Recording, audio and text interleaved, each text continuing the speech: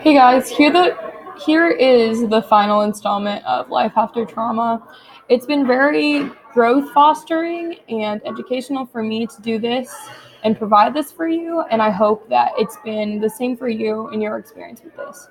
Whether you go forward as somebody processing their own trauma in light of this information, or as someone helping someone else through their trauma and their symptoms, or somewhere in between those, I just pray that you go forward empathetically with this slowness towards judgment. That the first thing that you do is put yourself in their shoes before you condemn or express that you don't condone the way that they're acting, because it's so much more complicated than that in the case of trauma and the way it affects us in life.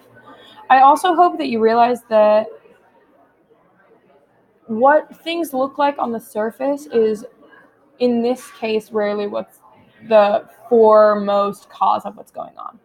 Something throwing someone into like a downward spiral may be because they don't have affect regulation because they've faced this deep trauma. And I'd err on the side of I assume you have trauma rather than I assume you're a bad person in those cases. Um, the longer the abuse was faced, or the longer the traumatic event was, or the earlier it occurred in one's life, um, the longer it was repeated in a sense, the more difficult it is to get out of the ruts that you've dug up in terms of your pathways.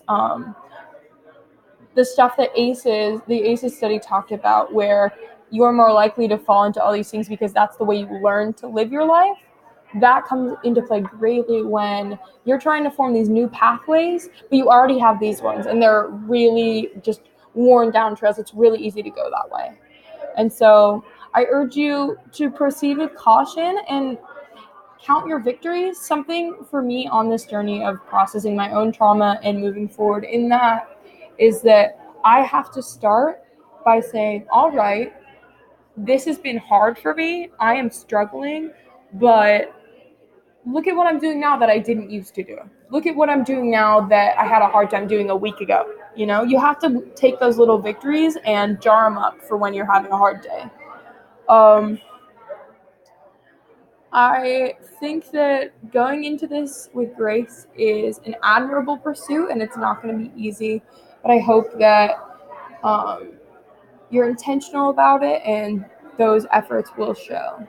I recommend reading books by Peter Levine, Dan Allender, and there are a couple of really good TED Talks about shame and its effects, and just like the counseling and like social context that we're in with trauma and harm and things, by Brene Brown. Super admirable woman. Yeah, this has been really cool for me to make, and I'm glad that you have the opportunity to be impacted with this. If you have any questions, please reach out to me through the comment section of this video, and I'll get back to you as soon as I can. Thank you for being a part of this process. Bye.